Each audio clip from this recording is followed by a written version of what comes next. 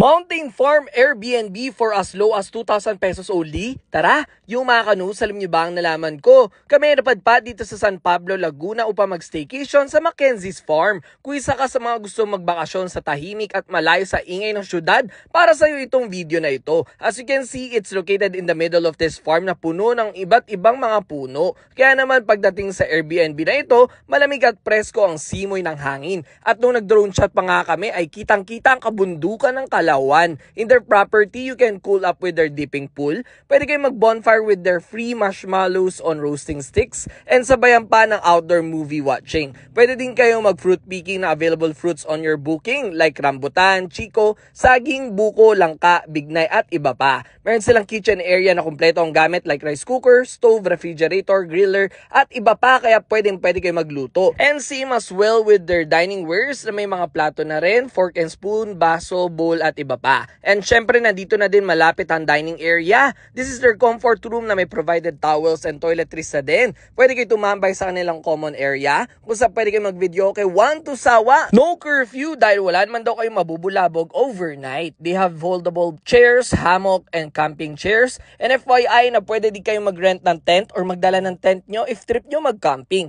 This is their air-conditioned modern kubo naman na kasya ang 6 packs kaya pwede sa magbabarkada o pamilya. And may small living area din sa loob. Kaya naman mag-enjoy kayo lahat magstay dito. And nakakatuwa dahil ready din sila kahit mag-brown out dahil meron silang electric fan and ilaw na rechargeable. Kung pupunta kayo via commute, ride the DLTV bus bound to Lucena and alight at SM San Pablo. Ride the tricycle and pababa na lang kayo sa Santa Catalina Elementary School. If private car, search on Waze Santa Catalina Elementary School. Pwede din kayo mag-side trip before or after your stay here like pwede kayo mag-visit sa 7 Lakes of San Pablo, hiking at Mount Mabilog or maligo sa Bato Spring at iba pa. So ano pa hinintay nyo? Tara na at mag-book sa Mackenzie's Farm sa San Pablo, Laguna. Let's go!